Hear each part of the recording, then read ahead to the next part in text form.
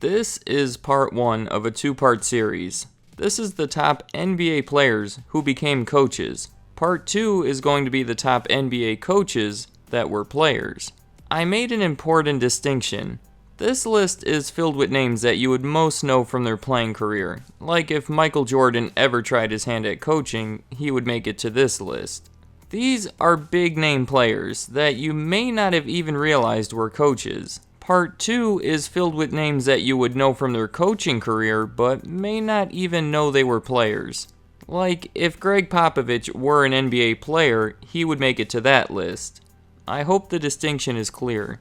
There's actually a lot of controversy concerning who makes a better coach. Is it someone who studied coaching as their career and have served under head coaches in order to learn the ins and outs of the position? Or is it a former player? Someone who truly understands the game because they've played it? Someone who's been on the player's end and therefore knows how to best coach the players? I don't have an answer to the question. To me, they both seem like great sources to find a promising head coach. Take Steve Kerr, a talented player known most for his time on the Bulls and the Spurs, where he helped them win championships. Overall, he played in the league for 16 years, which I would say is enough to prove that he knows the game pretty well. In 2014, he became the head coach of Golden State, and despite not having any coaching experience, has had tremendous success, including 2 championships, 3 finals appearances, an insane coaching record, and he was the 2016 Coach of the Year. By the way, Steve Kerr didn't make it to either of my lists. Really, I wouldn't know which list to put him on. I'm not sure if he's most known as a player or as a coach at this point. But either way, he wouldn't have made it to the top 5. These are competitive lists. And on the other end of the argument, look at Greg Popovich. He too has had championships, great coaching records, and has won Coach of the Year. And he's done all this without having any experience as an NBA player. It shows that one could draw from their experience as a player to be a good coach, though it's not necessary. But what would you guess is more common? Of the 30 coaches in the NBA today, how many would you guess are former players? It's pretty much split down the middle. There are slightly more that aren't former players, but we all know how common it is to see coaching changes in the NBA, so check back in a few months and it could be different. So back to my list. I considered all the people that were both players and coaches in the NBA and chose the 5 that I felt were the top 5 players. And I don't expect there to be much argument here. These players are generally considered to be 5 of the greatest players of all time. Of those 5, I rank them based on their coaching success. And by coaching success, I really mean team success. For a coach, that's about the best we have to look at. Unlike players, we don't have pages of stats to refer to. In fact, most of what they do, we don't even see. It's difficult to tell a coach's success since the team's success has hundreds of factors, and it's hard to isolate the impact the coach has made. Not to take anything from Steve Kerr, but do you think it's possible a small portion of his success is due to these guys? So accurately ranking this list is sort of impossible, but I did the best I could. Now that that's all taken care of, let's get started. Number 5 is Magic Johnson. He and another guy who may make an appearance on this list basically ran the NBA in the 1980s. He's won multiple championships, finals MVPs, and season MVPs. As a player, Magic has just about done it all, despite being forced into early retirement. He did have the HIV virus, and it kept him away from the game, retiring after playing in the 1991 finals. But in March of 1994, he was hired to be the head coach of the Lakers, the team on which he spent his entire playing career, and was placed in a position where he was coaching some of his former teammates. But his coaching career was short-lived.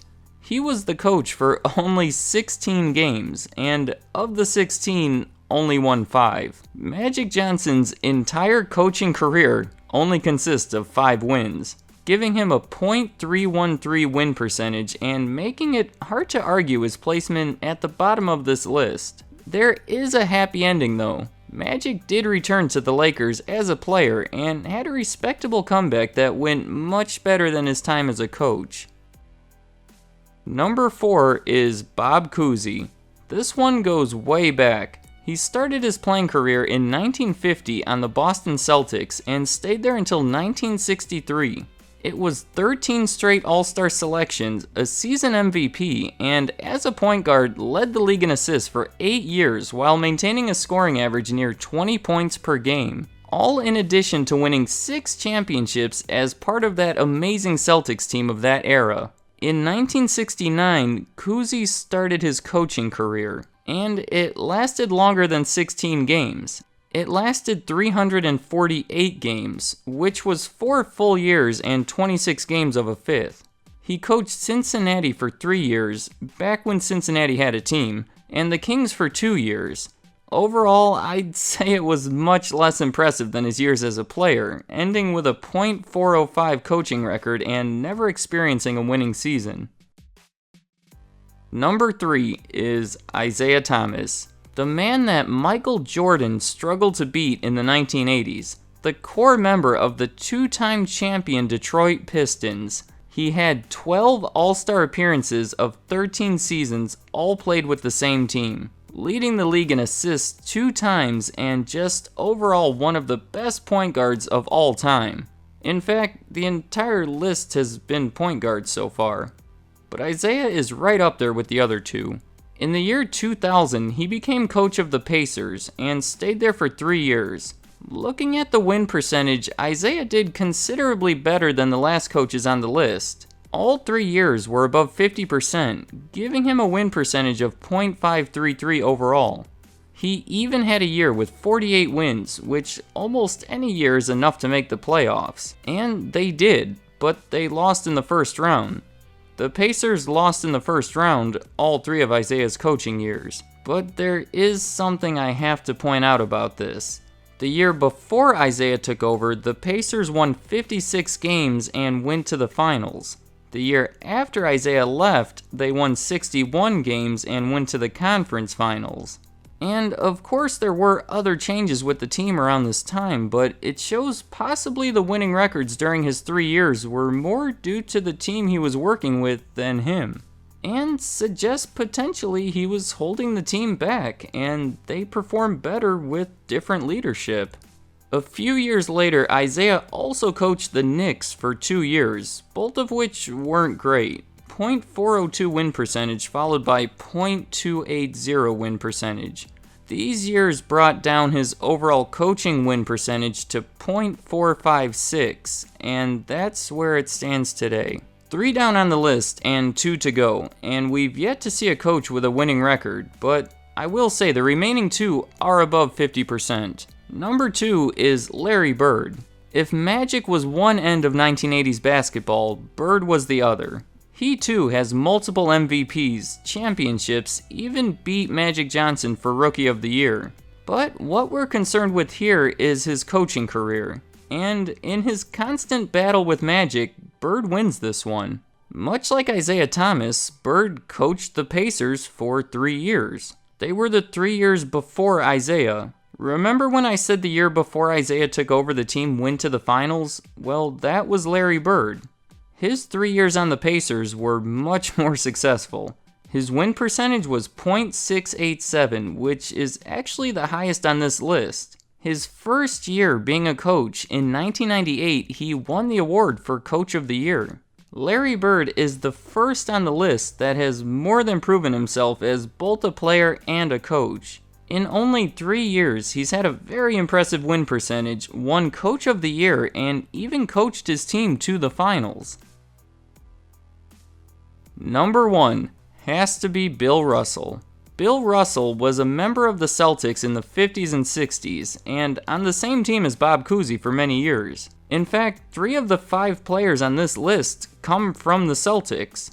His accomplishments on the Celtics are so impressive that they seem ridiculous looking back at them today. He has more championships than anyone else in the history of the NBA with 11, including 8 consecutive. Through 13 years in the league, his lowest rebounding average was 18.6 per game, which I can't even understand. And to add to his list of crazy accomplishments, in 1966, he became the coach of the Celtics, while he was still playing on the Celtics. He maintained his position as star player and coach for 3 years, 2 of which resulted in a championship. And that's really why I had to place him above Larry Bird on this list. Championships are the most important thing in basketball, and even though the league was much different back then, I couldn't put the only coach to win a championship on the list anywhere except the number 1 spot. And the fact that he was playing on the team at the same time just ensured his placement.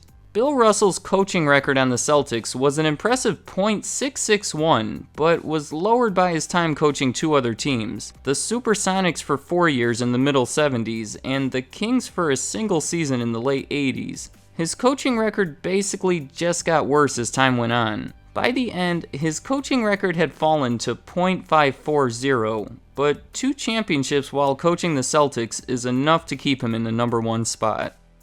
I don't want to give any honorable mentions because there's so many people that meet the requirements to be on this list, and none of them stand out to me as being on the same level as these 5. If I were to start mentioning people, I would have to mention another 20 to avoid leaving anyone out, so I'll just leave it here. But I'd still like for you to let me know in the comments anyone that you feel should be on this list that I may have overlooked. And let me know anyone that you would include as an honorable mention. Be on the lookout for next week's video of the top 5 coaches who were also players. And of course, let me know any thoughts you have about any of the topics discussed in this video. I'd like to hear what you have to say.